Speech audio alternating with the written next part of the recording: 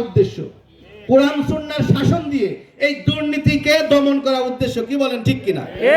এই দুর্নীতি দমন করতে আপনারা কে কে রাজি আছেন? একটু হাত তুলে দেখান তো। আল্লাহু আকবার, আল্লাহু আকবার।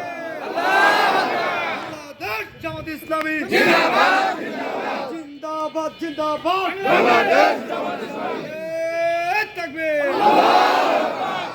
দুর্নীতি দমন করতে একা একা নিজের ভোট দিলে কি দুর্নীতি দমন হবে? আর ভোট তৈরি করা লাগবে কিনা? কি বলেন?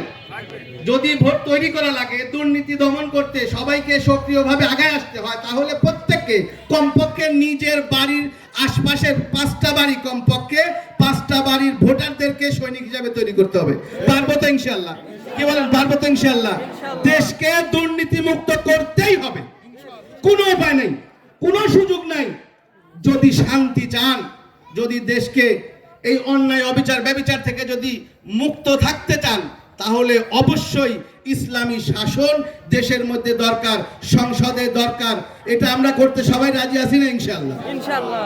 যেহেতু জোটের পক্ষ থেকে জোটের ব্যবস্থা হয়ে গেছে, আগে আমাদের কাছে সবাই বলতো হুজুর আগে এখন তারপরে দেখা যাবে, বলতেন কিনা আপনারা?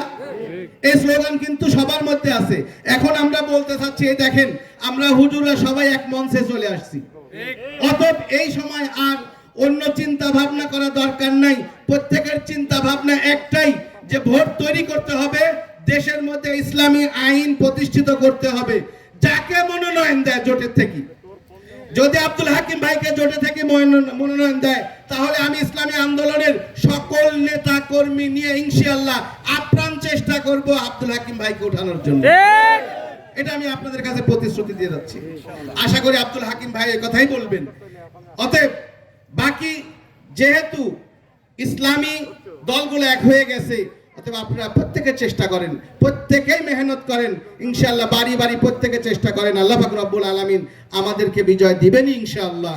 ওয়া আখির দাওয়ানা আলহামদুলিল্লাহি রাব্বিল আলামিন। আসসালামু আলাইকুম ওয়া রাহমাতুল্লাহ।